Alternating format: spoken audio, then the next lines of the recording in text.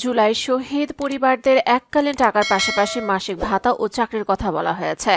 তথ্য উপদেষ্টা নাহিদ ইসলাম বলেন, পরিবারের কর্মক্ষম কোনো একজন ব্যক্তিকে একবারের জন্য যোগ্যতার বিচারে সরকারি, আধা সরকারি অথবা বেসরকারি কোনো প্রতিষ্ঠানে চাকরি দেওয়ার কথা বলা হয়েছে। কোনো প্রতিযোগিতামূলক পরীক্ষার জন্য এটা বিবেচ্য হবে না। নাহিদ ইসলাম লেখেন, আহতদের ক্ষেত্রে যারা সারা জীবনের জন্য ক্ষতিগ্রস্ত হয়েছেন, অন্ধ কিংবা অঙ্গহানি এবং আর কখনো কর্মক্ষম হতে পারবেন না, তাদের জন্য মাসিক ভাতার ব্যবস্থা করা হয়েছে। এরকম আহতদের একটা বড় অংশই তরুণ এবং বাকি জীবন তাদেরকে আন্দোলনের ক্ষত বয়ে বেড়াতে হবে। অনেককে দীর্ঘকাল চিকিৎসার মধ্য দিয়ে যেতে হবে।